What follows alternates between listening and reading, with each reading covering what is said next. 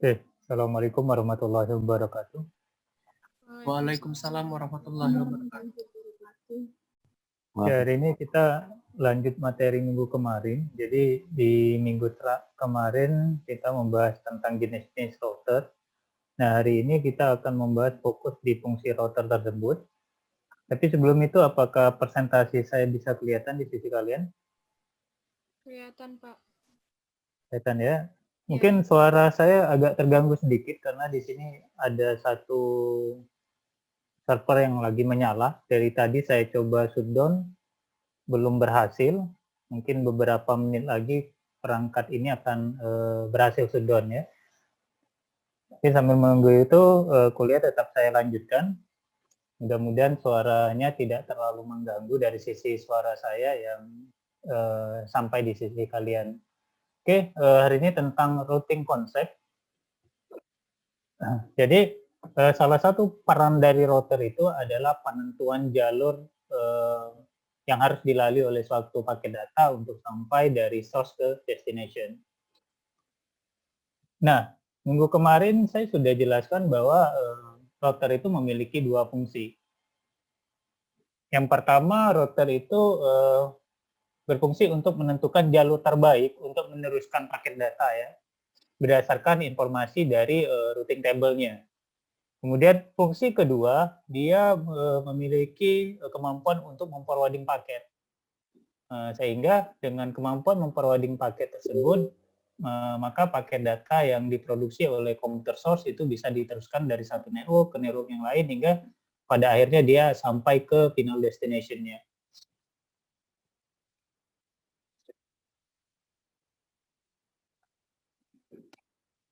Nah, ini salah satu contoh dari fungsi dari router. Di sini kalau kita lihat ada 3 jaringan ya, jaringan 1, jaringan LAN, kemudian dia antara router 1 dengan router 2 ada jaringan yang kedua, kemudian di segmen router 2 ada jaringan ketiga di situ. Nah, di sini ada jalur. Nah, jalur yang dilalui oleh paket data tentu adalah suatu alamat jaringan juga ya. Nah, dalam ini ketika paket tersebut pertama kali dibuat, kemudian ditransmisikan, tentu ya perangkat perantara yang dapat digunakan oleh komputer yang ada di jaringan LAN A ini tentu adalah router 1 ya. Kalau misal saja di jaringan ini nanti ke depannya ada multi patch, di situ ada beberapa perangkat router misalnya, tentu perangkat router ini bisa dijadikan alternatif untuk sebagai gateway dari jaringan lokal yang ada di sini. Misalnya ya, kayak gini saja. Tapi kebenaran ini topologinya dibuat sesimpel mungkin, sehingga di sini router 1 yang akan jadi perantara. Nah, di sini di jaringan LAN jelas ketika ada paket data yang tidak satu jaringan dengan perangkat komputer yang bersangkutan, maka komputer ini tentu akan meneruskan paket data tersebut ke gateway-nya. Makanya di suatu komputer itu ada IP address dan subnet mask. Nah, dari IP address dan subnet mask tersebutlah perangkat komputer ini bisa mengetahui destination-nya itu satu network atau enggak. Kalau dia satu network, misal saja datanya mau dikirim ke komputer server ini, maka dia bisa langsung ya dengan memanfaatkan perangkat konsentrator switch untuk meneruskan informasi dari komputer source ke komputer destination. Namun ketika komputer ini mendeteksi bahwa tujuannya nggak satu network, maka komputer ini akan meneruskan paket data tersebut ke perangkat router yang bersangkutan. Makanya kita tidak main-main dalam menentukan gateway. Nah, di sini kan kalau kita lihat di komputer saya misal saja, ketika komputer saya ini memiliki informasi satu jaringan yang informasi IP address yang salah,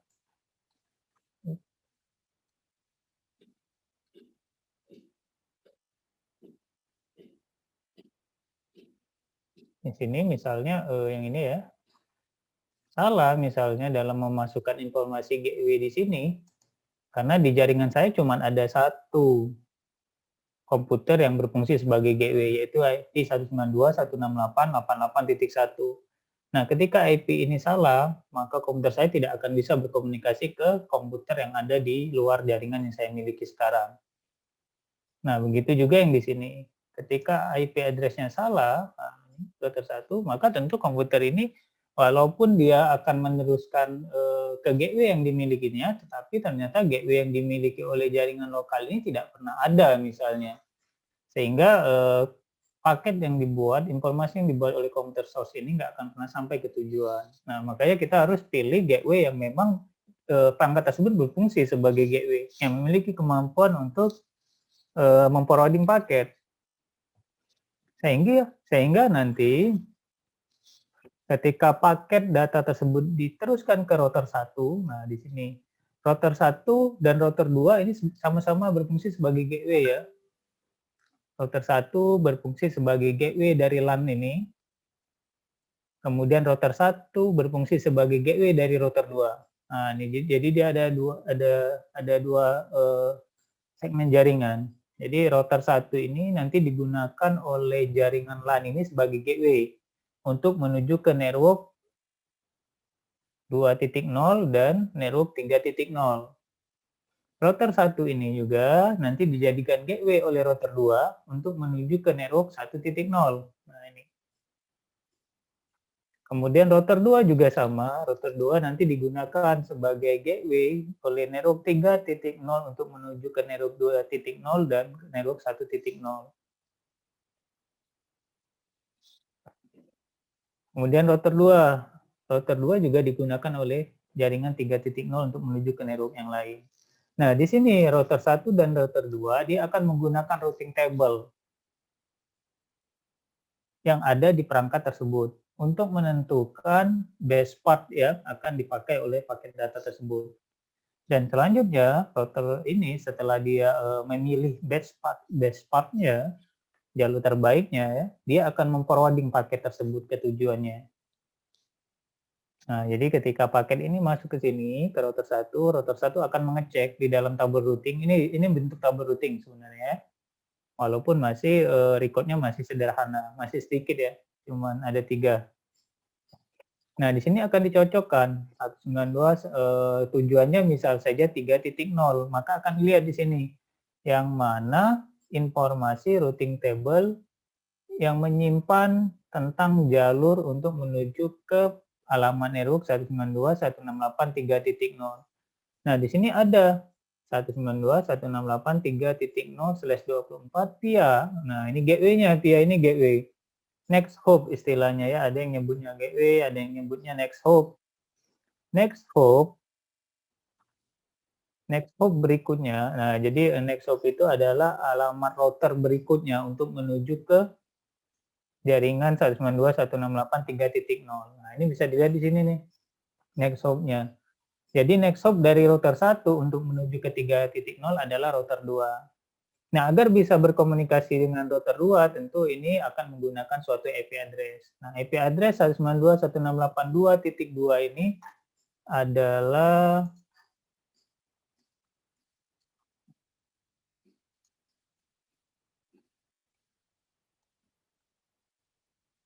yang ini adalah IP-nya komputer yang ini. Nah, next hop-nya. Kemudian yang 3.0 ini adalah komputer tujuan ya, destination-nya yang ada di sini. Nah, jadi kalau misal komputer di sini, yang ini tadi kita punya kasusnya, dia ngeping, misalnya kita pakai ping aja ya, standar. Ping 192.168.3.10 misalnya. Nah, 3.10 anggap saja komputer ini ya, titik 10. Nah, maka ketika paket itu masuk dan dideteksi oleh jaringan host di jaringan 1.0 ini tidak satu network, maka dia akan meneruskan ke gateway, nanti di gateway lihat IP source-nya, source dan destination-nya, dicek destination-nya adalah alamat 192.168.3.0, ini akan cocok dengan di sini karena 3.0 ini kan alamat rank host validnya itu dari titik 1 sampai titik 254 kan. Nah, makanya masuk di sini. Ketika dicek paket ACMP ini destination-nya adalah 192.168.3.10, maka dicocokkan dengan tabel routing. Dan ini cocok karena 3.10 itu masuk dalam range host valid alamat network ini. Sehingga router 1 akan melakukan forwarding decision. Nah, keputusan memforwarding itu melalui komputer 192.168.2.2 yang sini. Nah, sehingga diteruskan oleh router 1 ke router 2. Nah, di router 2, mekanisme yang terjadi di router 1 juga akan sama. Di router 2 dia akan melihat di tabel routing dan tentu saja alamat 192.168.3.10 ini mampu di forwarding oleh router 2 karena di router 2 pasti ada tabel routing yang sama seperti ini. Dan router 2 akan melihat bahwa jaringan di mana host tujuan 192.168.3.10 itu satu jaringan dengan router 2 sehingga router 2 tidak akan meneruskannya ke next hop berikutnya karena ini direct connected. Sehingga router 2 bisa langsung meneruskannya ke jaringan lokal yang dia miliki. Dan nanti di switch tentu ada mekanisme komunikasi ya, dalam ini anggap saja unicast sehingga sampai ke tujuan di sini. Komunikasi sebaliknya misal saja dari komputer 3.10 ke komputer 1.11 misalnya di sini juga mekanismenya sama seperti yang terjadi di pada saat data yang dikirim dari jaringan 1.0 ke jaringan 3.0.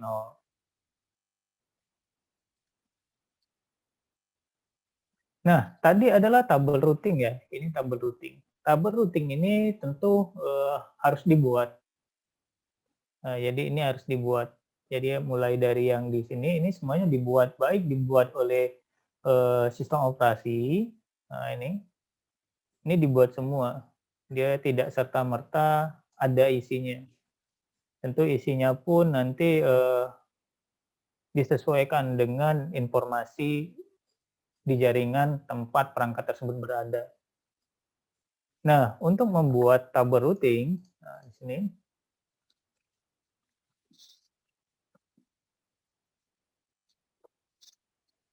untuk membuat tabel routing ada beberapa cara di sini. Kalau di presentasi ini cara yang pertama directly connected network, kemudian untuk remote network, kemudian untuk default route. Jadi kalau directly connected network ini secara otomatis tabel routing ini terbentuk. Tabel routing ini terbentuk ketika suatu local interface itu dikonfigurasi dengan IP address, diberi subnet mask, kemudian diaktifkan. Nah, jadi ada 3 syarat ini. IP address diberikan, net mask diberikan di suatu perangkat, kemudian dia harus aktif. Kalau dia tidak aktif, maka tabel routing ini nggak akan terbentuk. Nah, untuk melihat tabel routing, itu tentu seperti ini tadi, itu kita harus mengetik perintah ini, show IP route di perangkat router. Masing-masing vendor tentu punya perintah yang berbeda-beda ya, tapi biasanya nggak jauh kok. Rata-rata bentuknya seperti ini. Kalau di Windows itu kita bisa ketik IP route print misalnya. Juga sama ya, di Windows ada juga.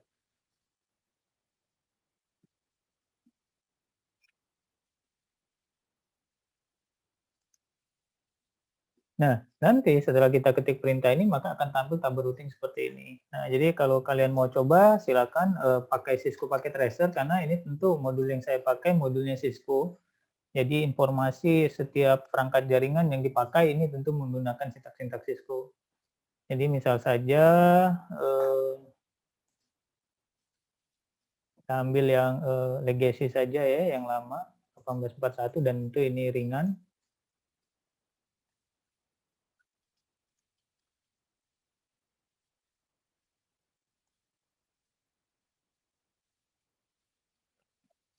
Kemarin kayaknya sudah ini saya jelaskan ya yang tentang directly connected ini. Ada yang nyebutnya directly connected, ada yang nyebutnya direct connection, seperti itu. Yang penting ada kata direct seperti itu ya. Direct ini tentu adalah alamat jaringan yang satu network dengan router yang bersangkutan. Nah, jadi kalau kita ada perangkat router seperti ini, kita tes saja ya. Nah, jadi configure terminal, di sini ada dua interface. Yang pertama interface pas Ethernet 00. Ini kalau saya ketik IP address-nya 192, misal saja 168.1.0 ya tadi ya. 255.255.0. Nah ini, oops. Oh sorry, ini adalah alamat host. Nah, misalnya satu ya. Kemudian no shutdown. Nah ini sebenarnya IP address dan subnet mask sudah saya berikan, tetapi di dalam tabel routing ini tidak ada record tentang alamat network yang terhubung langsung dengan router 0. Yang directly connected tadi nggak ada. Karena ada satu syarat yang belum terpenuhi. Interface pas Ethernet 00 ini tidak aktif.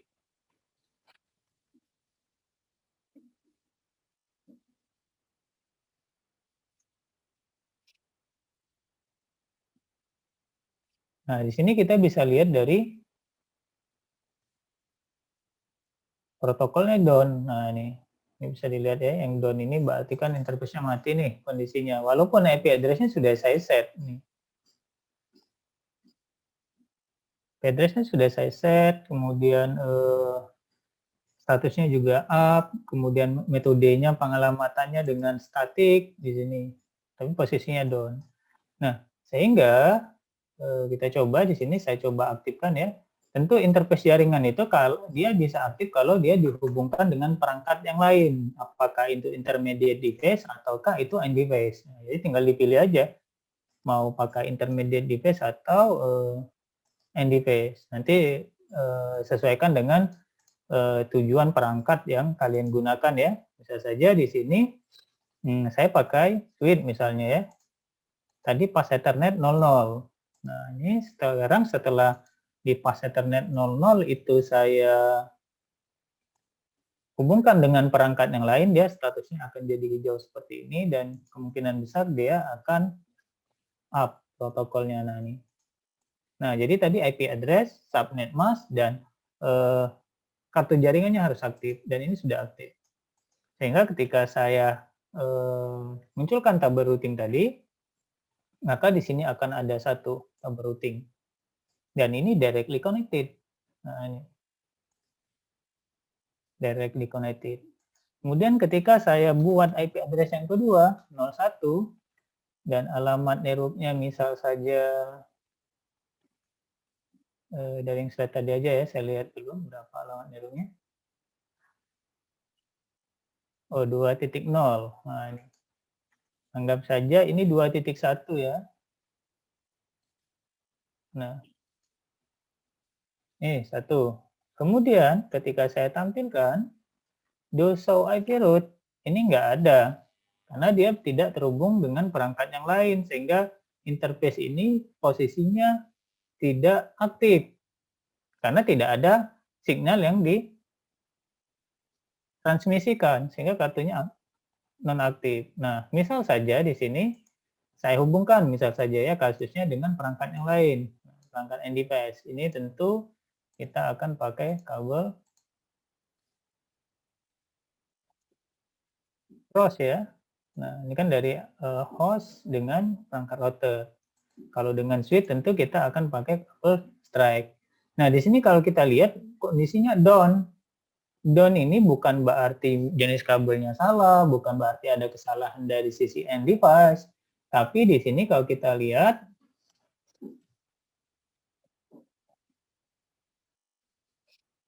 pas Ethernet 01 IP address-nya sudah. Nah, ini. Tapi secara administratif dia down. Nah, karena tadi pada saat saya set IP address, saya tidak mengetikkan no shutdown. Sehingga ketika saya ketik no shutdown ini, dan kemudian saya lihat lagi informasi tentang kartu jaringan dengan perintah show IP interface brief, Ini sengaja saya singkat ya. Kemudian saya tambahkan do di sini. Nah, ini kan perintah yang harus diketikkan di privilege mode ya. So IP interface brief. Ini kalau saya ketikkan di submode interface. Oh.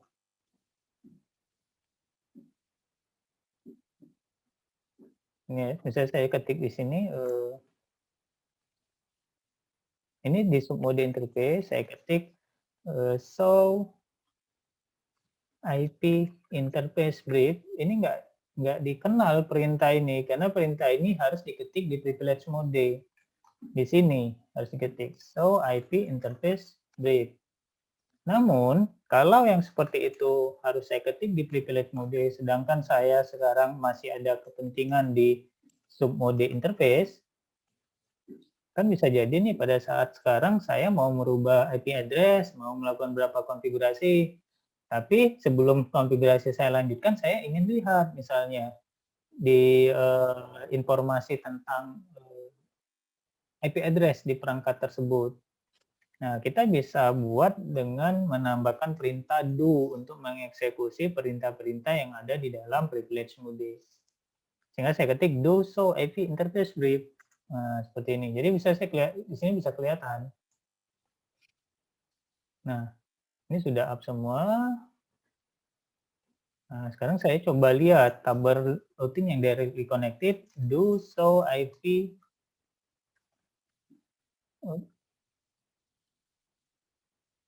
Nah, di sini. Ada dua yang directly connected. 1.0, 2.0. Ini directly connected. Jadi ketika interface saya set IP address, set subnet mask, kemudian saya aktifkan, maka kedua tabel routing ini secara otomatis akan terbentuk.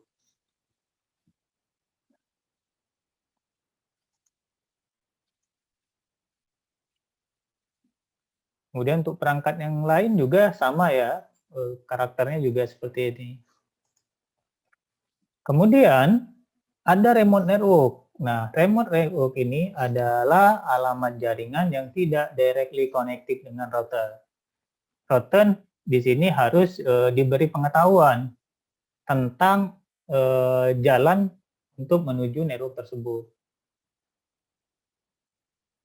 Nah, proses pembelajaran router untuk menuju ke remote network itu bisa dengan cara static route, bisa juga dengan dynamic route. Kalau static route ini dibuat secara manual, dikonfigurasi secara manual.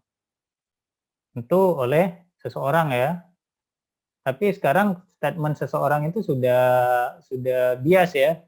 Intinya ini dibuat oleh suatu brandware di sini. Nah, brandware ini bisa manusia, bisa juga program komputer. Jadi untuk sekarang kalau dulu yang statik ini itu ada manusia, kemudian meremote perangkat ini, kemudian menambahkan rule di dalamnya. Tapi sekarang kan sudah banyak nih perangkat-perangkat cerdas. Jadi dari perangkat ini ada perangkat lain, anggap saja perangkat seperti PC ini. Nah, dia memiliki kemampuan secara otomatisasi bisa mengendalikan perangkat lain. Nah, sehingga dia bisa menambahkan static route ke dalam perangkat router ini. Tapi kita nggak usah bicara jauh dulu tentang ini case khusus ya, kasus lain. Jadi kita bicara static route itu adalah manusia yang mengentrikan tabel routing secara manual ke dalam perangkat router yang bersangkutan. Kemudian ada yang dynamic route. Nah, dynamic routing ini adalah peran dari suatu routing protokol. Jadi perangkat-perangkat router yang ada dalam satu administrasi jaringan ataupun di jaringan yang berbeda, contoh seperti ini ada banyak router misalnya, nah mereka menggunakan suatu protokol tertentu untuk bertukar informasi tentang tabel routing yang mereka miliki. Sehingga perangkat router nanti bisa mengkalkulasi sendiri dan menentukan jalur terbaik yang dapat dilalui oleh suatu paket data ketika paket data tersebut sampai di router yang bersangkutan. Anggap saja di router yang pertama ya. Jadi ketika ada paket masuk ke router pertama ini dia bisa meneruskan paket tersebut menuju ke tujuan dengan jalur yang terbaik berdasarkan algoritma yang dia miliki.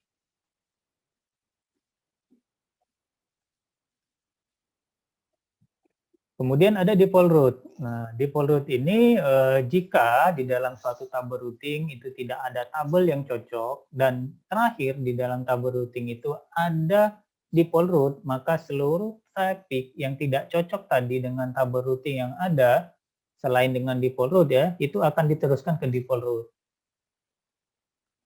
Jadi misal saja di dalam sini ya, di dalam sini nanti ini saya buat aja dulu recordnya default root misalnya. Default root. Nah, misalnya ya, default root ini via misal saja 192.168.90.1. Nah, misalnya ya, default root ini biasanya identik dengan ini ya nilainya. Oops.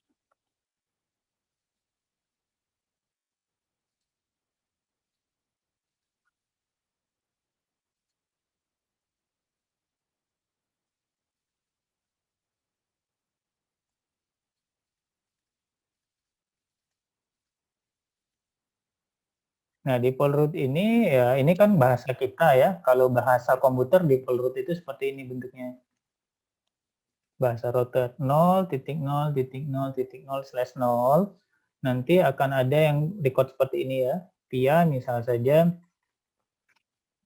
via-nya 192.168.90.1. Jadi ketika ada paket data masuk, misal saja paket data masuk ke suatu perangkat, dia akan mencocokkan di sini. Ada nggak misal saja di komputer yang bersangkutan itu yang ini ya, dia ngirim destination-nya untuk komputer 103.241.5.100 misalnya. Jadi ketika paket ini masuk dibuat dari sini, kemudian masuk ke router, di router akan ngecek nih, dibandingkan. Ada nggak tabel routing yang menuju network 103.241.5.0 misalnya. Di sini cocokkan, nggak cocok misalnya. Di sini dicocokkan, tidak cocok. Di sini dicocokkan, tidak cocok misalnya. Dan tidak ada record lain ya yang mengarah ke sini, maka ketika sampai ke default root, ini akan cocok. Karena 0.0.0.0/0 itu menampung semua alamat IP address yang ada di IP versi. Sehingga ketika ini cocok, maka paket yang menuju ke destination 103.241.5.100 itu akan diteruskan ke next hop yang memiliki IP address 192.168.90.1. Berarti bukan ke sini kan? Karena IP ini adalah 2.1. 90.1 yang mana? Nggak ada di sini. Maka ketika ini nggak ada, berarti paket ini akan di drop juga sebenarnya. Kecuali skenario berubah dari topologi ini.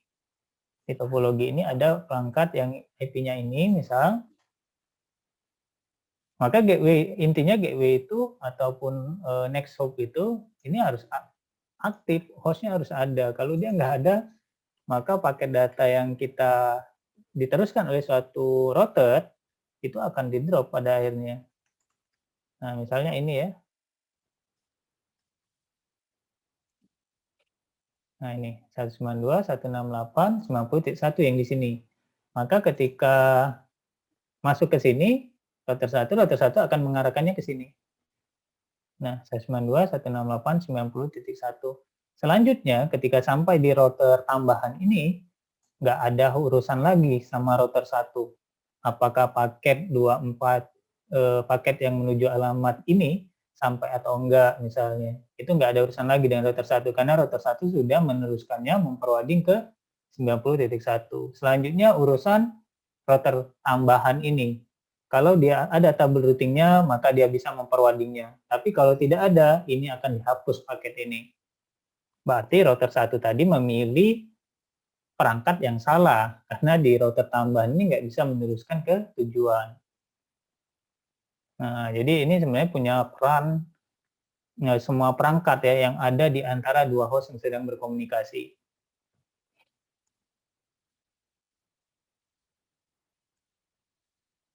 Nah, itu yang default root. Nah, biasanya dia memiliki pretik 0, biasa ditulis ya. Jadi, penulisan untuk default root itu biasanya seperti ini, IP address-nya 0.0.0, kemudian subnet masknya 0.0.0.0. Sehingga yang seperti ini sama aja dengan 0.0.0.0 dengan prefixnya 0. Ini ekivalen ya.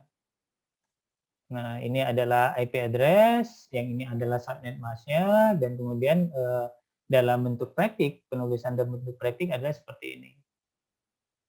Ya, sama kayak IP address. Jadi kalau prefix seperti ini penulisannya, kalau kita tulis dalam bentuk IP address biasanya yang seperti ini ya, 192.168.10.1, kemudian diikuti dengan subnet masknya.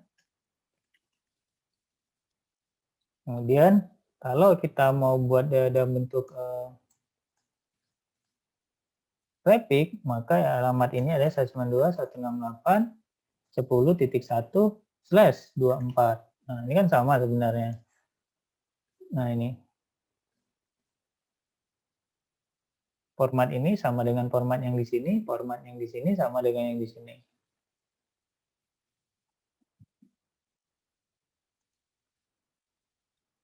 Nah, paket forwarding di sini. Nah, jadi di sini ada diagram ya. Diagram tentang bagaimana suatu perangkat router itu melakukan forwarding decision prosesnya. Jadi misal saja di dalam suatu perangkat router, ini terjadi di dalam satu perangkat ya. Jadi dari sini,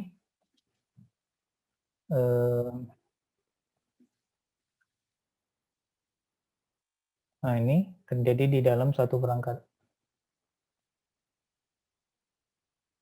yang disebut dengan router tadi. Jadi misal saja di suatu perangkat router yang menurut saya routernya ini, ada dua interface. Nah, satu interface terhubung ke network A misalnya, satu interface terhubung ke network B. Misalnya seperti itu ya. Di mana di interface ini nanti dia akan ada yang namanya ingress interface dan ada juga yang namanya egress interface. Ingress interface itu adalah interface tempat suatu paket masuk ke dalam suatu perangkat. Egress interface itu adalah suatu paket meninggalkan suatu perangkat. Interface yang digunakan oleh suatu paket untuk meninggalkan perangkat router tersebut. Jadi tentu ketika ada paket satu masuk ya, nah masuk ke interface yang pertama di sini, maka ini ingress interface. Ketika paket itu di-forwarding oleh perangkat router dan keluar dari suatu interface disebut dengan egress interface. Jadi ketika paket masuk atau informasi masuk ke dalam ingress interface, dalam hal ini biasa kalau kita bicara interface, berarti akan berhubungan dengan teknologi layer 2, frame, data link. Jadi ada frame, tentu kalau kita bicara frame adalah layer 2 ya, data link. Di frame ini tentu akan ada proses enkapsulasi ya sebelumnya. Enkapsulasinya anggap saja ini, jadi di suatu frame tersebut tentu dia memiliki struktur seperti ini. Strukturnya adalah ada penambahan trailer, kemudian ada penambahan header. Ada yang disebut dengan data link header, ada yang disebut dengan data link trailer. Nah, ini di OC layer dibahas banyak ya tentang proses enkapsulasi ini. Di sini saya lewatkan saja karena kemungkinan di komunikasi data sudah dibahas. Nah, jadi ketika masuk ke dalam router, frame tadi akan dilakukan tahapan proses denkapsulasi. Nah, ketika proses denkapsulasi itu dilakukan, maka perangkat router ini dia akan bisa lihat layer 3-nya ya. Nah, dia akan ngecek destination IP address. Selanjutnya, destination IP address ini setelah dicek oleh perangkat router yang bersangkutan, ini akan dicocokkan ke dalam suatu tabel routing yang dia miliki. Seperti yang saya cerita tadi di awal.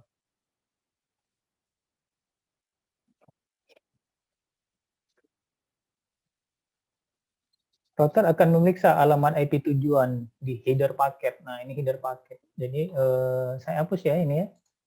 Nah, ini frame. Di dalam frame itu ada paket. Saya ganti aja warnanya biar kelihatan bedanya ya. Nah, ini ada paket. Di dalam paket, kalau nggak ada header ini ya, maka ini disebut dengan segmen. Nah, di dalam segmen ini tentu ada bagian informasi yang disebut dengan data. Dan data kan kalau di layer 4 itu kan disegmentasi ya. Nah, satu segmen itu akan jadi paket.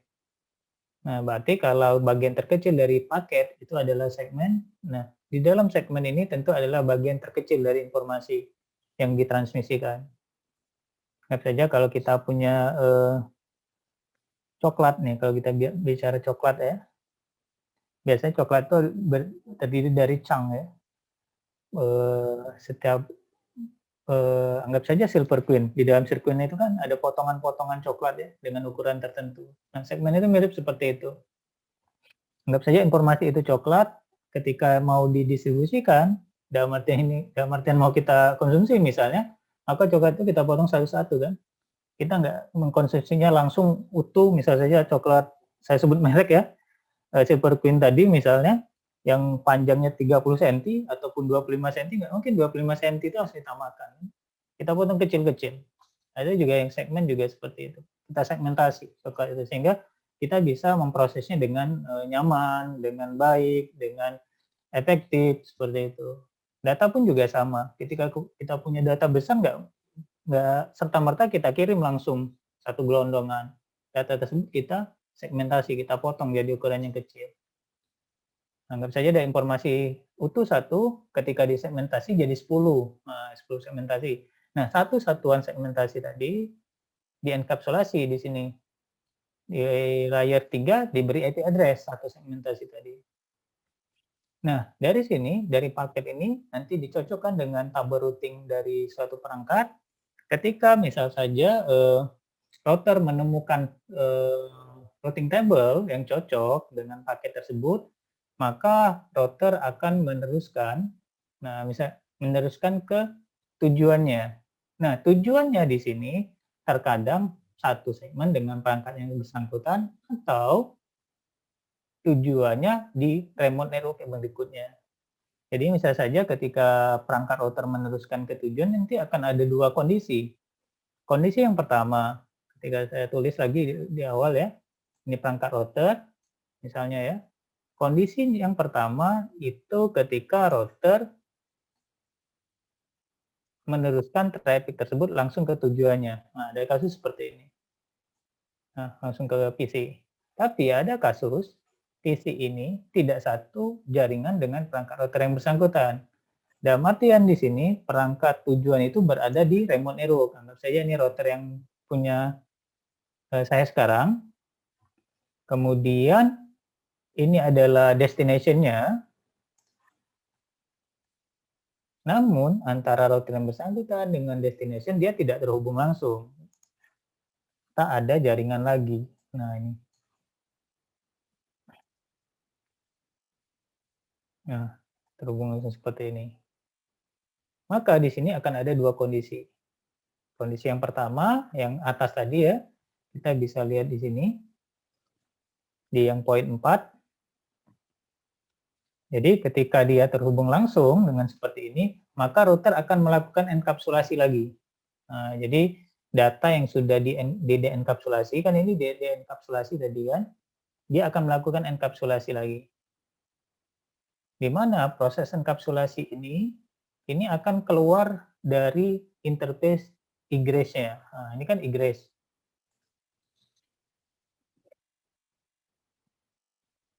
Nah, interface egress. Ini juga egress. Egress. Nah, di interface egress ini, proses enkapsulasi akan terjadi lagi ditambah header.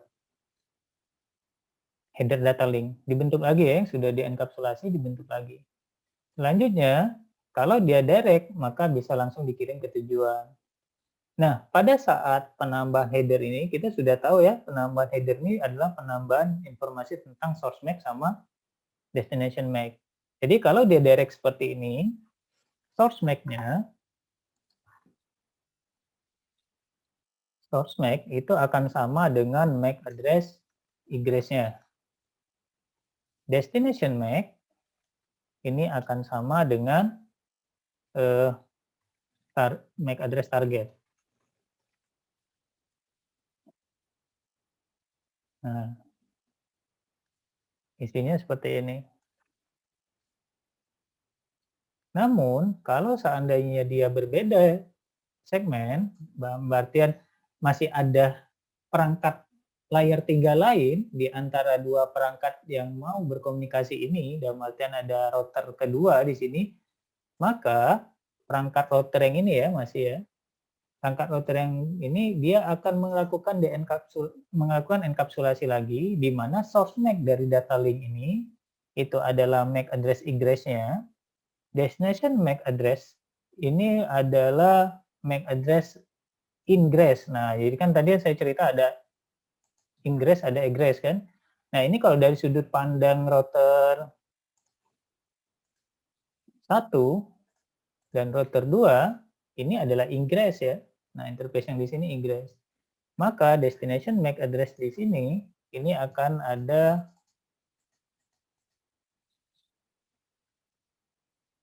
MAC address ingress router 2 misalnya ya. Nah, isinya adalah ini. Namun IP address destination-nya nggak berubah. IP address source juga nggak berubah kalau di konsep routing. Beda kasus kalau nanti kita bicara NAT. Kalau NAT itu nanti akan ada proses translasi IP address. Nah, kalau ini nggak, ini routing, berarti IP address layer 3-nya akan tetap. Setiap melewati perangkat router yang ada, tidak ada perubahan informasi di situ. Nah, sehingga setelah seperti ini, akan diteruskan ke router 2. Di router 2, proses yang sama yang terjadi dari step 1 sampai step yang ketiga misalnya akan terjadi juga. Namun, ada kalanya, misal saja, ada kalanya ketika saya balik lagi ke sini ya, ada kalanya suatu paket data itu tidak cocok dengan tabel routing yang ada di perangkat yang bersangkutan. Nah, ketika itu tidak cocok, tidak ada yang cocok, maka di situ paket yang diterima oleh router 1 ini nggak ada yang cocok ya, maka dia akan dibuang, akan di drop. Nah, berarti kan kalau nggak ada satupun yang cocok dengan tabel routing ini, berarti dia tidak ada default root kan? Dia nggak ada default root. Berarti kalau di sini nggak ada tabel routing yang 0.0.0/0 via berapa. Berarti dia nggak pakai tabel routing. Sehingga dia akan ngedrop paket yang diterimanya. Ya, tujuannya nggak ada. Si router 1 nggak tahu bagaimana cara forwarding paket tersebut. Sehingga karena dia tidak ada informasi tersebut, paket ini akan dimusnahkan oleh perangkat router yang bersangkutan.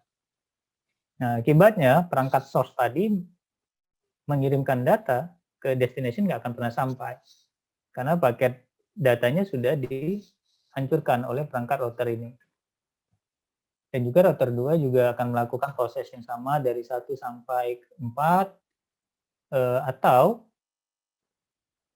proses yang kelima ini akan dipilih juga oleh router kedua ketika informasinya juga dia tidak memiliki bagaimana cara memperlakukan paket tersebut. Di router 3 juga akan sama.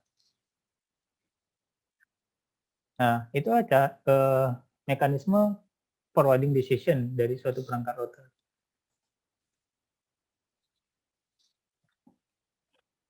Nah, ini penjelasan yang tadi yang saya sampaikan ya. Baik untuk, nah, yang mekanisme yang ini tadi, ini akan menganut konsep yang ini next router-nya ya, next hop router-nya. Nah, ini ada istilahnya next hop router. Jadi, kalau kita ingin meneruskan suatu paket data ke remote network, maka kita memerlukan next hop router. Next hop router ini nanti bisa kita tentukan secara statis ataupun dinamis. Tentu saja dengan pertimbangan ya, pertimbangan yang paling baik jalurnya itu lewat mana. Next hop router ini adalah jalur yang nanti kita pilih. Tentu jalur yang kita pilih itu adalah jalur yang terbaik, best path-nya tadi. Nah, jadi saya ulang lagi, mungkin ada yang belum paham. Jadi, misalnya ini router awal, ini router awal, kemudian ini ada router lagi, ada router, banyak router ya, dan ada router akhir. Ini bisa, nah kayak gini.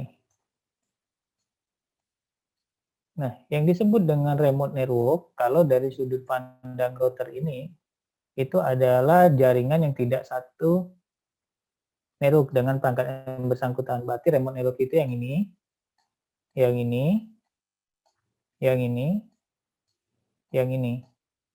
Ini remote network semua. Berarti dari router 1, ini saya sebut router 1, mau menuju ke jaringan di sini, di sini, di sini, dan di sini, dia butuh yang namanya next hop router. Nah, ini. Dia butuh next hop router. Nah, next hop router dari router yang pertama itu ada router 2 dan ada router 3. Nah, ini tinggal dipilih aja yang mana yang bisa membantu router 1 untuk berkomunikasi dengan jaringan yang lain yang tidak satu network. Bisa router 2, bisa router 3. Dari topologi ini, router 2 dan router 3 pun dari topologi ya, harusnya bisa memfasilitasi router 1 untuk berkomunikasi dengan remote network. Jadi bisa dipilih mau 2 atau 3. Nah, yang nanti next hop router ini dijadikan gateway oleh router 1. Kalau kita nggak pakai next hop router, router 1 mau berkomunikasi dengan network yang saya tandain tadi, tanpa ada bantuan dari next hop router, maka nggak akan pernah bisa paket data itu sampai ke tujuan.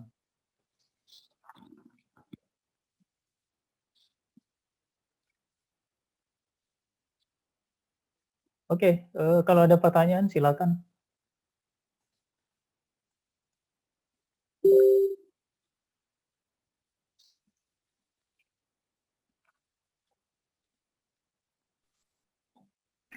Pak, izin bertanya Pak.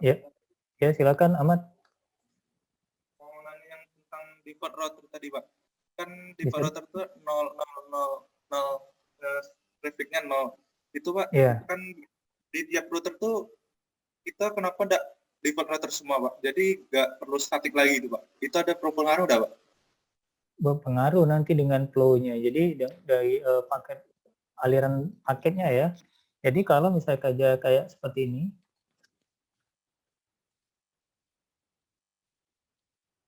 kenapa nggak semuanya default route misalnya? Oops, mana?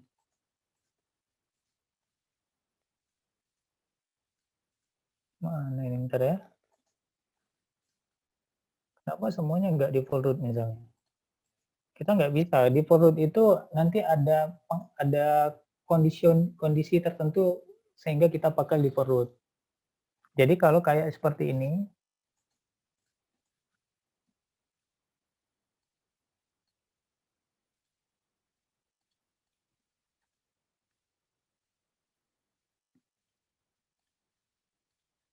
nah di kasus seperti ini misal aja ya, ini bisa default route. Ini bisa default route. Karena kenapa? Nggak ada jalur lain kok yang bisa dipakai oleh router 0 untuk menuju ke PC 0. Nggak ada jalur lain yang bisa dipakai oleh PC ini misalnya ya, PC 1 untuk menuju ke PC 0. PC 1 tentu akan memakai router 0 untuk berkomunikasi dengan PC 0 ya. Kemudian router 0 mau berkomunikasi dengan PC 0, tidak ada jalur lain yang bisa dipakai hanya melalui router 1. Nah, seperti ini. Sehingga router 1 ya direct connected kan, dia nggak memerlukan perantara ya. Ataupun sebaliknya, PC 0 nggak ada jalur lain yang bisa dipakainya selain dengan menggunakan router 1. Router 1 mau berkomunikasi ke sini, nggak ada cara lain melalui router 0. Maka kalau yang seperti ini, daripada kita banyak mengentrikan routing table ya, di sini kan secara spesifik kita bisa pakai 0.0.0/0 saja via router 0 misalnya. Saya sederhanakan seperti ini aja ya bahasanya. Nah, untuk di sini. Kemudian untuk router 1, untuk router 0, nggak ada cara lain untuk berkomunikasi dengan network remote. Nah, ini kan router 0 untuk network remote adalah yang di sini ya. Nggak ada cara lain selain melalui router 1. Nah, makanya di port seperti ini dicok. Namun, kalau ada kasusnya bisa saja seperti ini.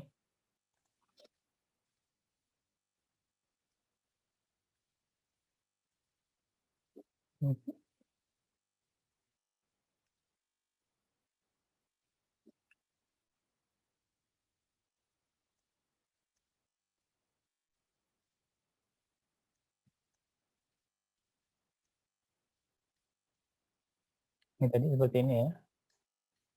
Nah, misalnya, kalau kita pakai default root untuk kasus yang seperti ini, untuk sekarang bisa. Namun, kalau misal saja ada kejadiannya seperti ini. Sekali lagi.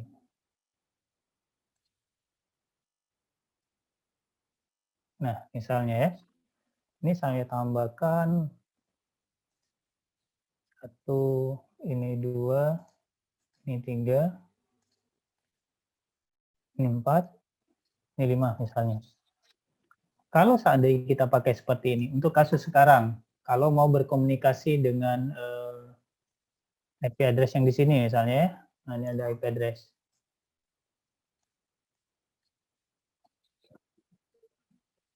Dari router, dari PC1 mau berkomunikasi dengan jaringan yang ada di sini, mungkin untuk sekarang bisa ya.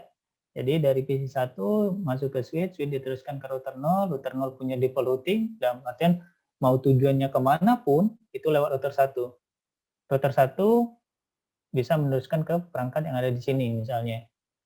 Namun, di sini akan jadi masalah kalau misal saja jaringan di sini putus. Nah ini, sini juga, ini dipimpong ya. Jadi ketika, untuk kasus ini dulu, kalau ini sama-sama default root. Jadi diteruskan ke sini. Dari router 1 di sini dilihat bahwa jaringan yang ada di sini kan nggak satu rem, nggak satu jaringan kan dengan router 1.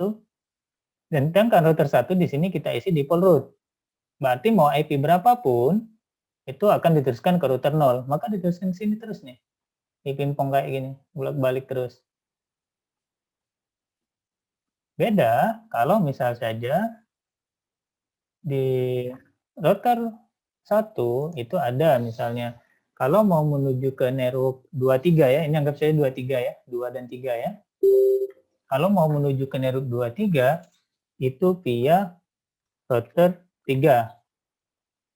Nah, tabel routingnya kan bisa lebih dari satu kan. Di terakhir default router via router 0 kan, kayak ini kan tadi. Nah, jadi ketika dari sini, oke, sini aman misalnya. Ada paket menuju ke 23. Nah, misalnya ke network 23 dari sini masuk ke sini, di sini router 0, dia nggak melihat jalur lain ya, dia nggak lihat atas, dia nggak lihat bawah, karena default routing itu mau alamatnya berapa saja lewat router 1. Masuk sini. Router 1 akan membandingkan dengan tabel routingnya. Ada nggak yang tujuannya alamat networknya 23? Ada, via router 3, maka diteruskan di sini.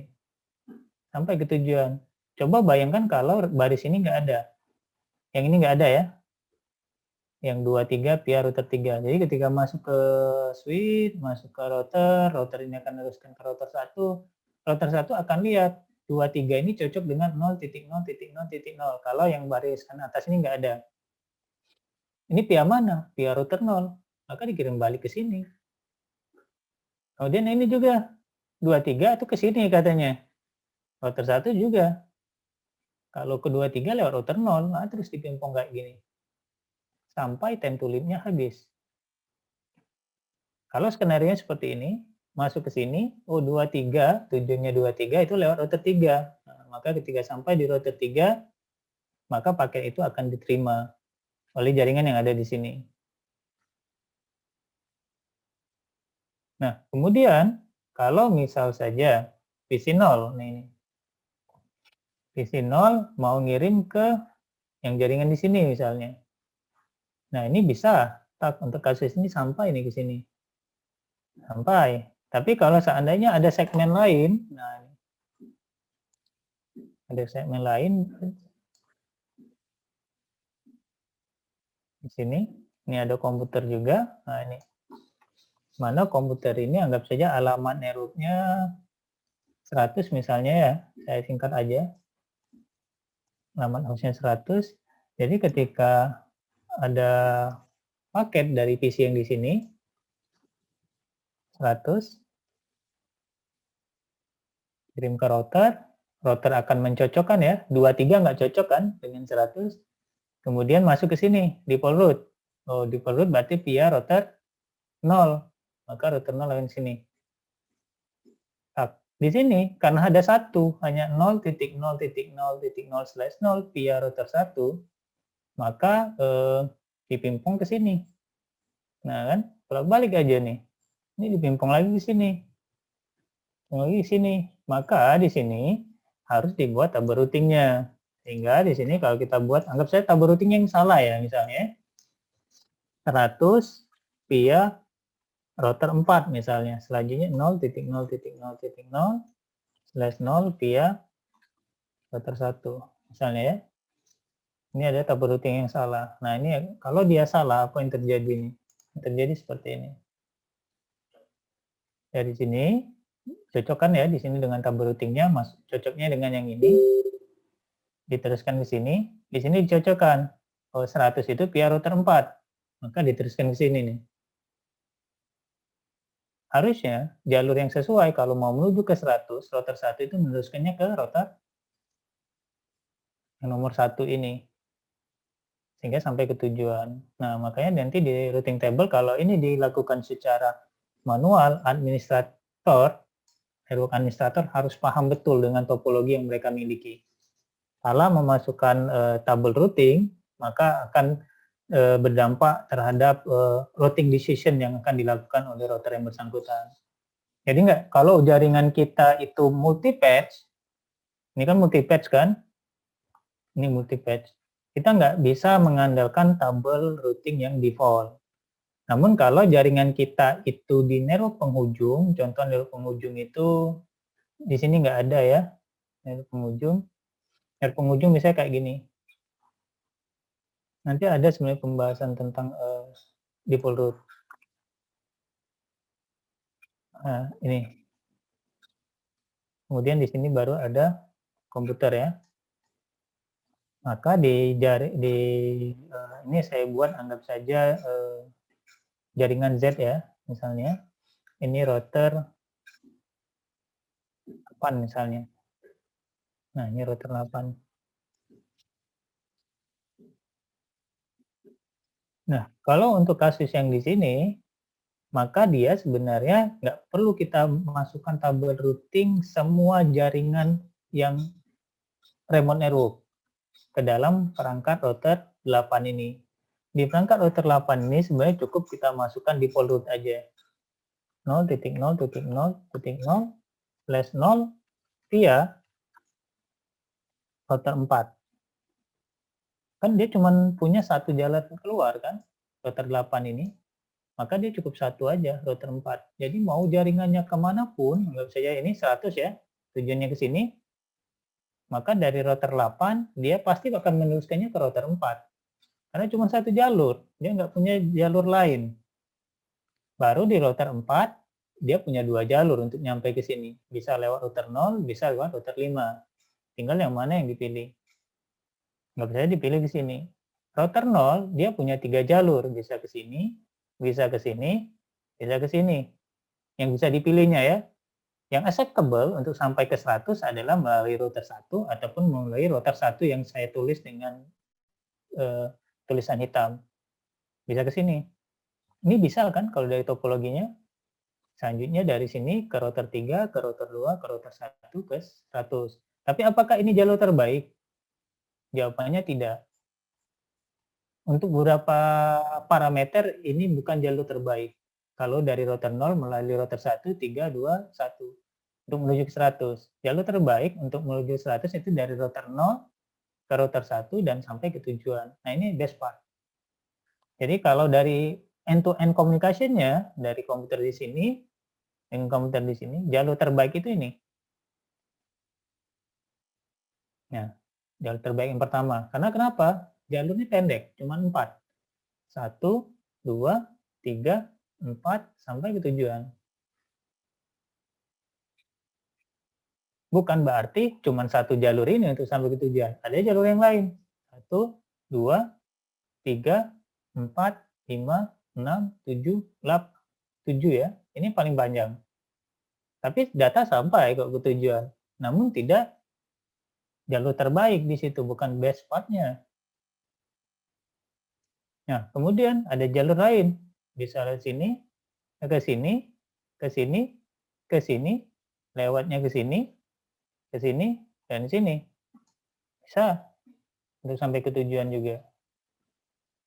Nah, jadi kalau untuk neruk-neruk penghujung seperti ini, yang dia tidak, dia cuma punya satu jalur untuk menuju ke remote network, maka routing table di router 8 ini bisa kita buat cukup satu saja, yaitu default route. Namun, kalau untuk kasus router 1, dia punya banyak jalur yang bisa digunakan untuk menuju ke remote network, ya. Ini ada di sini ya. Maka di router 1 ini tidak bijak kita pilih default route.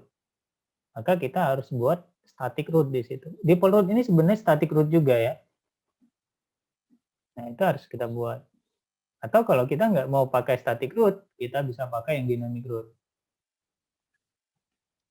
Nah, itu Ahmad. Yang lain kalau ada pertanyaan silakan. Satu lagi ya pertanyaannya. Terima kasih, Pak. Ya.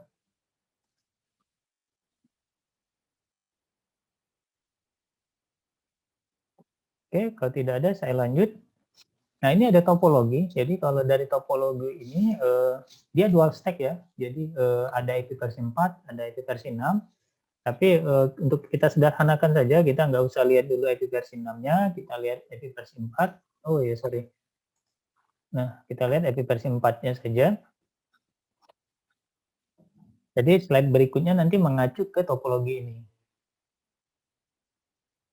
Nah, jadi di sini ada satu jaringan, 2, 3, 4, 5, 6 ya, ada 6. Ada 1, 2, 3, 4, 5, 6. Nah, yang terlihat jelas ada 6. Kemudian ada router ISP ini yang ke internet. Nah, untuk kasus di sini, kita harus membuat tabel routing di router 1, di router 2, dan di router ISP.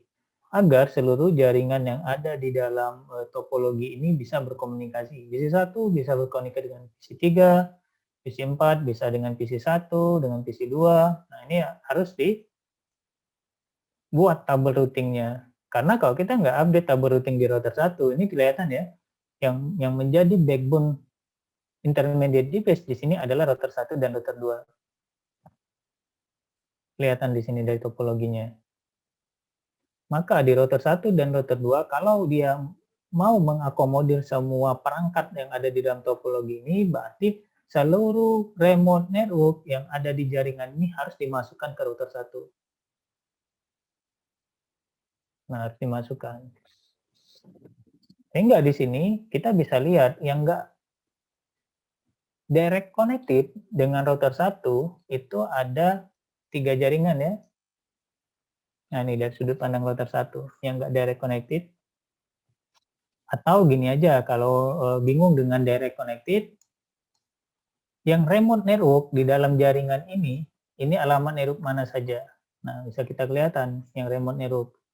Yang remote network itu adalah jaringan yang tidak terhubung langsung dengan router 1. Berarti jaringan ini nggak terhubung langsung kan? Kemudian jaringan ini, kemudian jaringan yang di sini. Berarti ada 3. Maka di router 1 nanti kita tambahkan 3 tabel routing. Ada 3. Tapi apakah 3-3-nya harus dibuat? Nah, ini coba lihat, perhatikan di sini. Router 1 ini untuk menuju ke remote network, dalam artian remote network yang ini ya, dengan yang ini, dia cuma satu kan, lewat sini aja kan. Berarti ini bisa kita eliminasi 3 nih. Kita cukup pakai 1 tabel routing aja. Tabel routing yang mana? Yang 0.0.0.0/0 via router 2. Kan seluruhnya mau lewat router 2 kan? Maka ini 3 tabel routing tersebut bisa diwakili oleh 1 default routing ini. Ini kalau dari sudut pandang router 1. Kalau dari sudut pandang router 2, nah tentu alamat remote network dari router 2 ini adalah ya jaringan ini ya, dengan jaringan ini. Dan di sini kita tidak Tidak bisa, cuman satu default route aja yang kita pakai untuk agar bisa berkomunikasi ke semua jaringan yang ada. Karena kenapa? Router 2 ini multi patch, dia ada jalur ke sini, dia ada jalur ke sini, ada dua nih. Dari sudut pandang router 2, di sini kita bisa buat tabel routingnya. Jadi kalau mau menuju ke network 10.0.1.0 ini via router 1. Kemudian untuk jaringan 10.0.2.0 ini via router 1. Kemudian untuk selain dari dua network tersebut kita buat 0.0.0.0 via router ISP. Nah, kayak ini. Ya enggak? Jadi, kalau skenarionya seperti ini, misal saja komputer PC3 mau berkomunikasi dengan google.com, skenarionya seperti ini ya. google.com, nah ini request-nya tab, masuk ke router 2. Oh ya, sorry. Router itu nggak melihat nama domain ya. Router itu yang dilihatnya adalah IP address. Nah, misal saja IP address Google itu 8, salah aja ya, walaupun ini bukan. Ini DNS-nya Google 888 misalnya. Maka ketika ini 888 masuk ke router 2 akan cocokkan. 888, ini cocok nggak record ini? Tidak. Record ini cocok nggak? Tidak. Record ini cocok nggak? Oh ya, cocok. Maka diteruskan ke router ISP. Nanti urusan router ISP meneruskan ke internet. Kemudian kalau PC 3 mau berkomunikasi dengan komputer, misal saja 10.0.1.10, nah ini. Maka PC3 akan meneruskan ke switch, dari switch tentu di switch nggak ngecek IP destination ya, kecuali switch multi-layer ataupun switch layer 3. Kemudian sampai ke router 2. Di router 2 akan dicek sini. 10.0.1.10. Cocok nggak dengan ini? Cocok. Maka akan diteruskan ke router 1. Router 1 akan melihat, oh ini kan direct connected, maka diteruskan ke PC1. Kalau misal skenario berikutnya, ini misal saja sudah jadi 2.0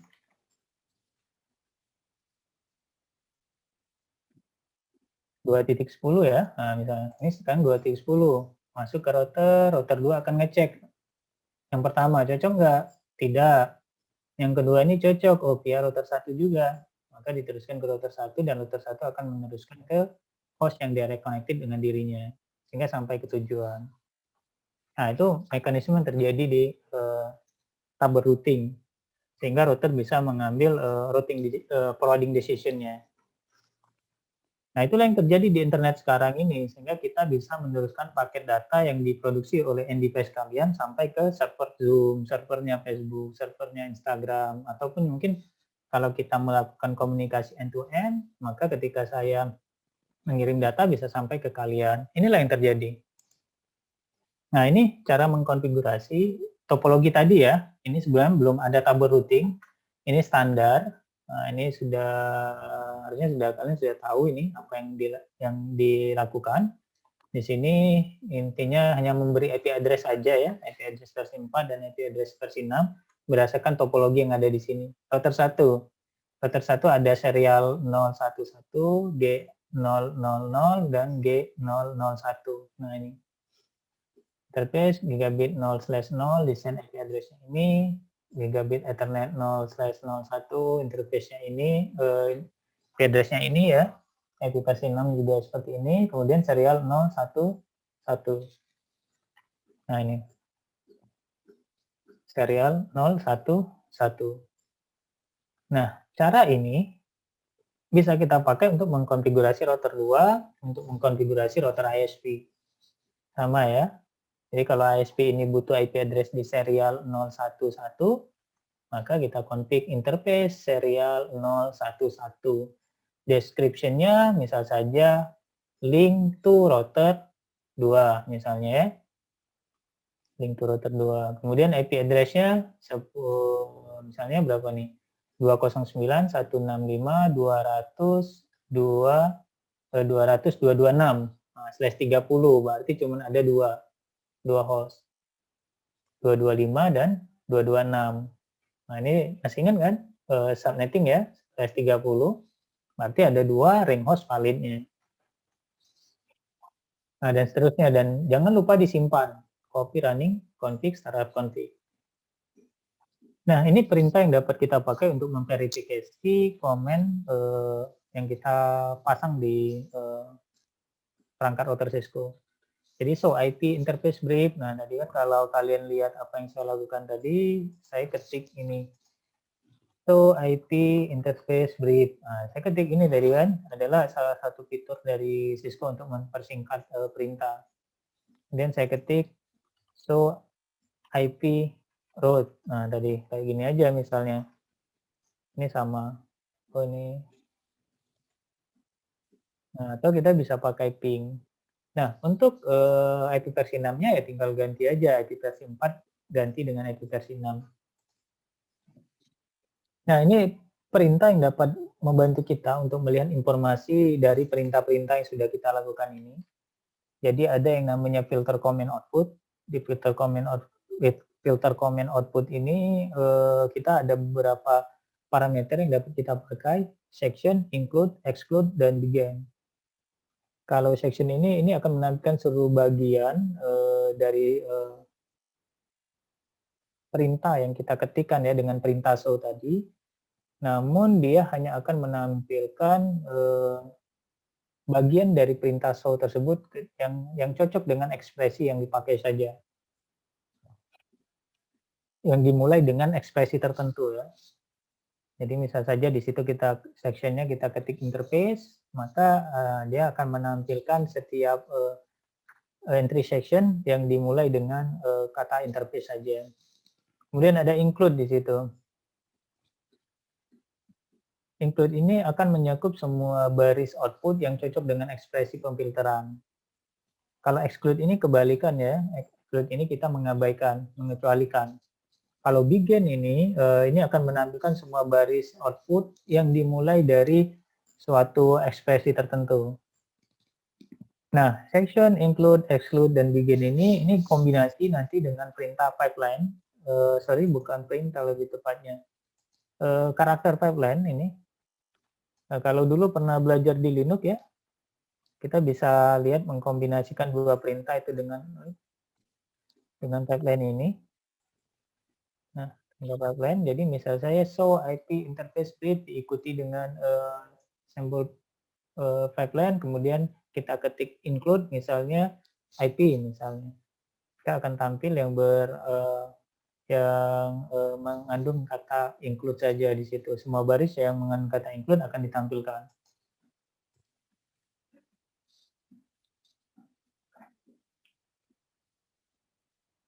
Nah, di dalam routing table di situ di setiap perangkat biasanya memiliki informasi yang dapat membantu kita sebagai network administrator untuk mendiagnosa nih tabel routing kita miliki. Nah, di dalam tabel routing tersebut ada sumber informasi ya yang dapat kita lihat. Jadi tabel routing ini dibentuk ini dari apa misalnya? Ini bisa kita lihat dari flag yang ada di dalam tabel routing tersebut. Nah, sumber dari setiap tabel routing yang ada di dalam router dapat kita identifikasi dengan suatu flag ataupun kode. Jadi ada kode-kode. Jadi kalau tadi di awal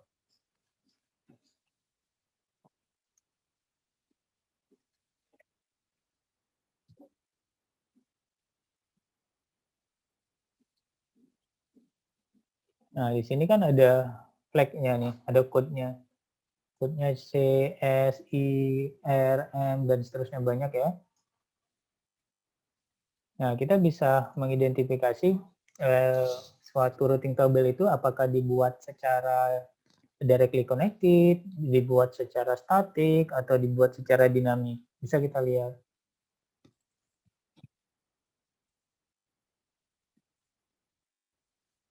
Nah, di sini kita bisa lihat dari sumbernya. Jadi di Cisco itu ada code L. Code L ini mengidentifikasikan suatu alamat yang dipasang di antarmuka router, biasanya bentuknya L. Kemudian ada C, ini mengidentifikasi jaringan yang terhubung langsung. Jadi ini C ini untuk directly connected. S ini identik dengan static route. O ini identik dengan tabel routing yang dibuat secara dinamis dengan menggunakan suatu protokol ASPF. Kemudian ada asterik ya. Asterik ini biasanya melambangkan suatu tabel routing berupa default route.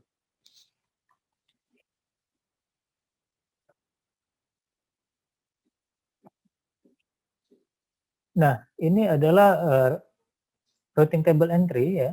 Jadi mau IP versi 6 ataupun IP versi 4 lebih kurang sama saja informasinya. Jadi yang nomor 1 ini adalah mengidentifikasikan dia bagaimana suatu routing table itu dibentuk atau dipelajari ya. Dibentuklah lebih tepatnya. Kemudian nomor 2 ini adalah destination network. Diikuti dengan prefix-nya, ini mengidentifikasikan remote network. Nah, jadi remote network di sini.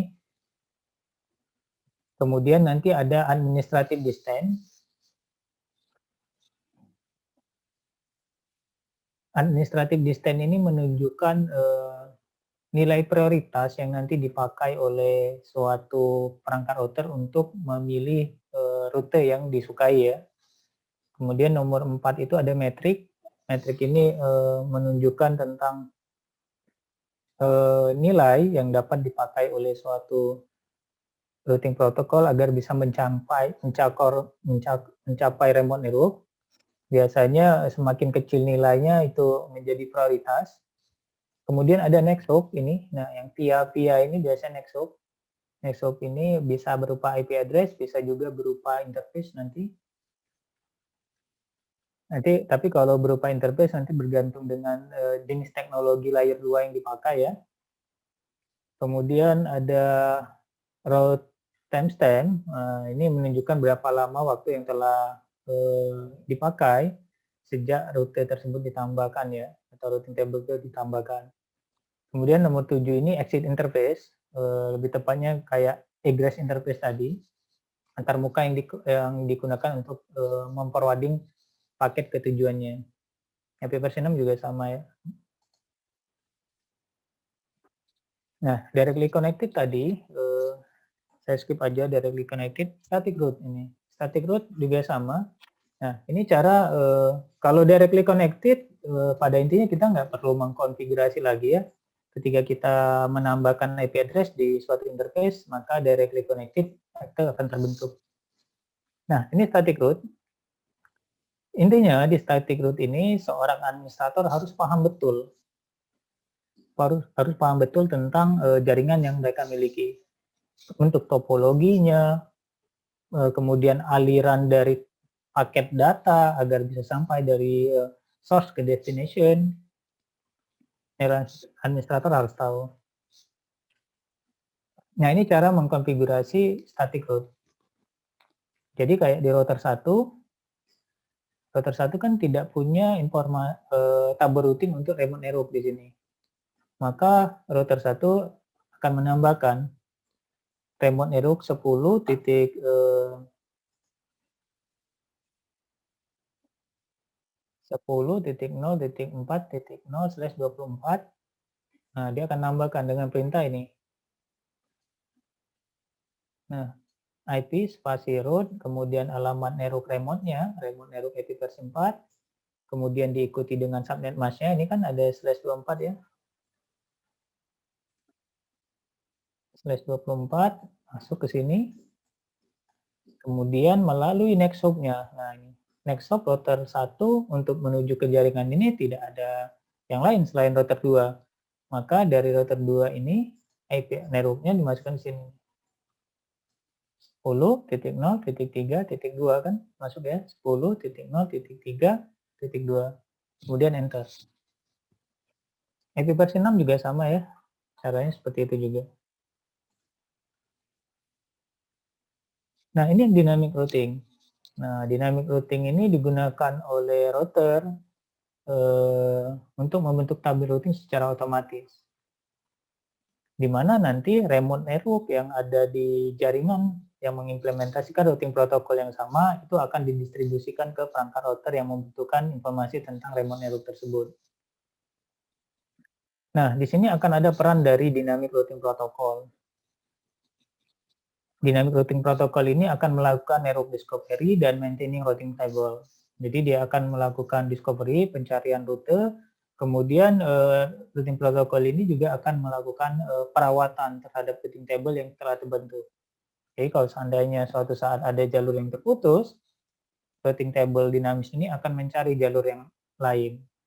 Nah, ini perbedaan dengan yang statik. Kalau statik, kalau ada jalur yang putus, maka yang statik ini harus diupdate secara manual oleh administrator.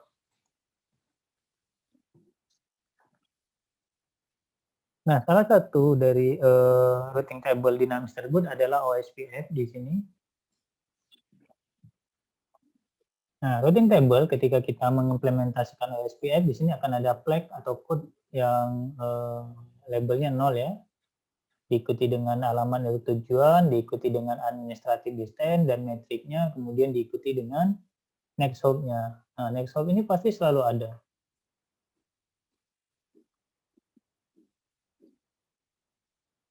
Nah, ini default route tadi sudah saya ceritakan ya.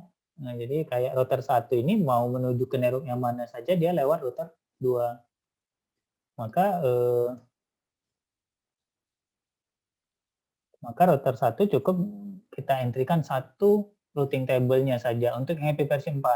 Berarti untuk yang IP versi 6 kita tambahkan juga. Berarti kalau kita pakai dual stack seperti ini, berarti kita buat routing table untuk IP versi 4, kita buat routing table untuk IP versi 6.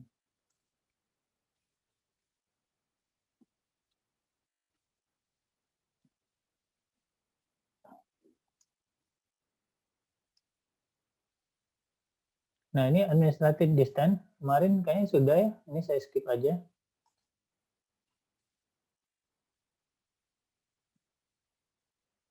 Nah, ini yang static router. Biasanya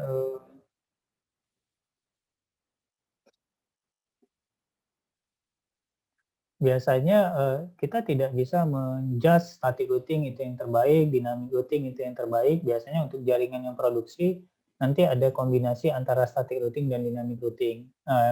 Sebenarnya lihat kasus juga di lapangan. Kadang nggak semua berapa literatur kalau kita baca ya, static routing ini memiliki beberapa kelemahan.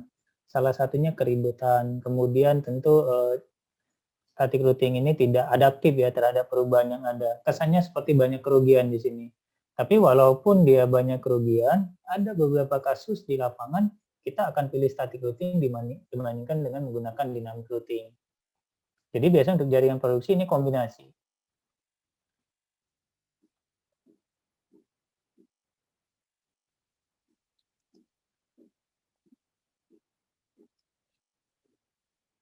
Nah, ini perbedaan dari static routing dan dynamic routing.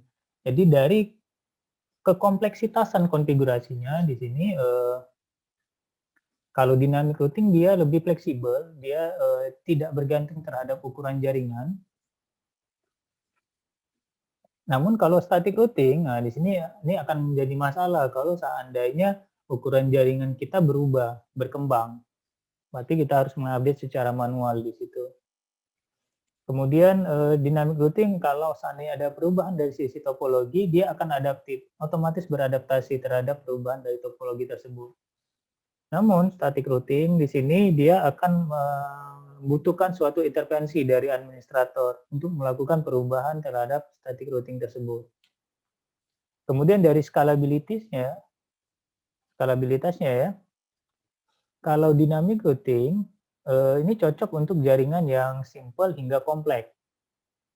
Namun, kalau yang static routing ini cocok untuk jaringan yang simple. Dari aspek security, dynamic routing ini perlu fitur tambahan ya dari perangkat untuk mengamankan mekanisme routingnya. Namun, untuk yang static routing di sini dia lebih secure. Karena komunikasi yang kita lakukan dengan konsep static routing ini jelas, flow aliran data itu seperti apa bentuknya. Dia justru lebih secure dibandingkan yang dynamic routing. Kemudian dari penggunaan resource, yang dynamic routing ini resource yang digunakan lebih banyak. Jadi di situ ketika kita menggunakan dynamic routing akan ada peran CPU, memori, dan bandwidth yang terlibat untuk mendistribusikan informasi dari routing table. Namun kalau yang static routing ini tidak ada resource tambahan, tidak ada komponen dari perangkat router yang terlibat untuk memproses tabel routing tersebut. Dia static routing ya dia pasrah aja apa yang telah diberikan oleh administrator itu yang akan dijalani oleh perangkat router tersebut. Kemudian ada patch predictability ya. Nah di sini tabel routing ini bergantung terhadap topologi dan protokol yang digunakan. Dia bergantung. Kalau static routing di sini secara eksplisit telah ditentukan oleh administrator tentang patch-nya. Kalau yang dynamic routing ini bisa berubah. Kalau ada kondisi tertentu, jaringan putus, bandwidth menurun, maka informasi tabel routing yang dynamic routing bisa berubah. Kalau static nggak, mau ada latensi, ada jalur yang putus, mau routernya memiliki gangguan, jalur tersebut akan tetap dipakai oleh router yang menganut konsep static routing. Nah ini sejarah dari dynamic routing. Jadi dari mulai sejak akhir dari tahun 1980-an ya di situ routing protokol pertama itu keluar IGP, kemudian IGRP, RIP sampai di tahun 2008 ada AES versi 6. Nah, ini sejarah peroutingan yang membentuk jaringan komputer sekarang. Nah, dari sejarah panjang tabel routing ini, tabel routing itu dikelompok menjadi dua. Untuk yang dynamic routing ya, ada interior gateway protocol, ada exterior gateway protocol. Di interior gateway protocol ini biasanya adalah routing table yang dipakai oleh suatu organisasi yang memiliki satu administratif yang sama. Biasanya kalau mereka memiliki autonomous system yang sama, biasanya mereka akan menggunakan interior gateway protocol. Nah, IP versi 4 dan IP versi 6 punya routing protokolnya masing-masing. Untuk IGP itu ada dua algoritma yang dipakai untuk mencari best path ya. Ada distant vector, ada link state. Nah, ini contohnya. IP versi 2, IP versi 4, RIP-NG untuk IP versi 6. EGRP untuk versi 4, EGRP for IP versi 6 untuk IP versi 6. Kemudian ada link state. Nah, ini untuk yang kategori dari IGP ya. Link state ini biasanya kombinasi ya. Link state ini dia akan mengukur kualitas dari link yang akan dipakai di jaringan. Kalau distant ini menghitung berdasarkan jumlah jarak. Biasanya jarak ini identik dengan jumlah hop. Kemudian ada EGP, Exterior Gateway Protocol. Nah, kalau yang IGP banyak routing protokol yang bisa dipakai. Kalau EGP cuma satu, BGP aja. Dia cuma BGP. Nah, ini saya skip aja. Nah, ini perbandingan dari masing-masing routing table. Tadi ini mewakili yang distant vector, ini mewakili yang link state ya. RIP dia menghitung metriknya berdasarkan hop. Sedangkan OSPF ini menghitung metriknya berdasarkan cost. Nah, hop ini dihitung berdasarkan jumlah panjang patch yang akan dilalui oleh suatu paket data. Patch ini biasanya identik dengan jumlah router yang akan ditempuh. Jadi misalnya saja kayak gini. Ini ada NDFAS, ada NDFAS juga, kemudian ada router.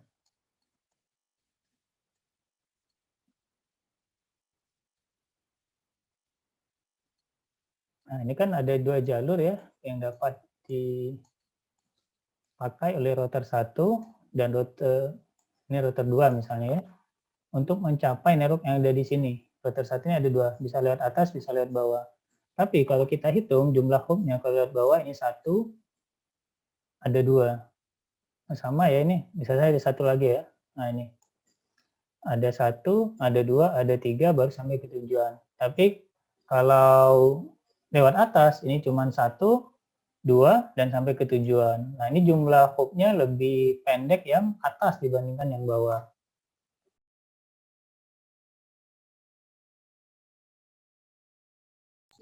Ya, saya lanjut lagi. Slide-nya sudah kelihatan belum? Sudah, Pak. Ya, ya. Oke. Nah, udah selesai. Silakan kalau ada pertanyaan.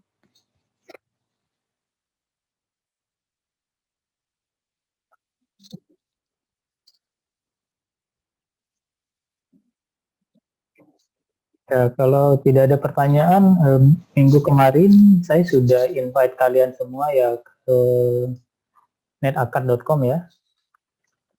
Di netakar.com itu kalau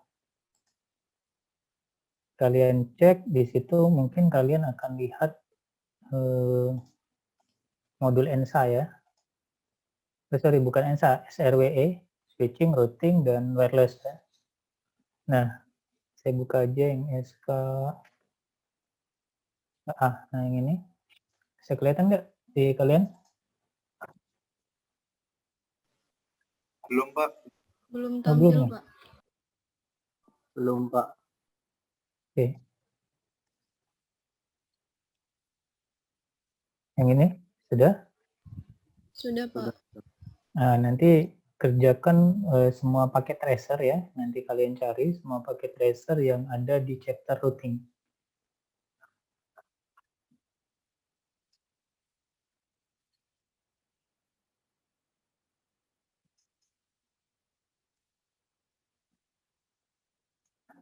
Yang ada di routing concept.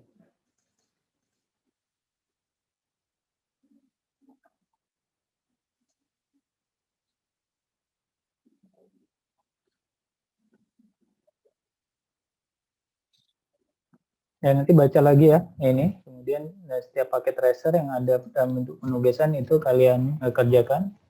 Dan nanti silakan upload di e-learning.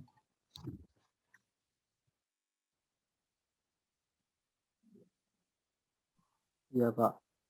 Nah, ini yang routing concept. Kalian buka. Ini ada paket tracer.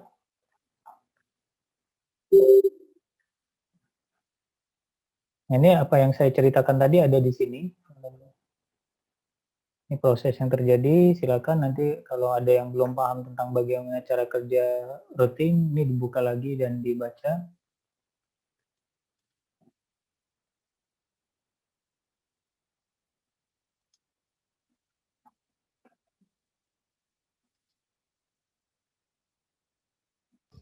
Kalau nggak salah ada di 1435, Pak. 1435 ya. Iya.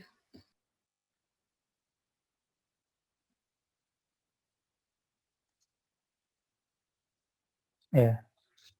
Nah, nanti silakan dikerjakan, kemudian dikumpul. Sama seperti yang sebelumnya juga, silakan dicek skornya berapa. Kalau skornya sudah maksimal, baru boleh dikumpul. Kalau kurang dari itu ya kalian sendiri yang rugi nanti untuk penggradingannya ya.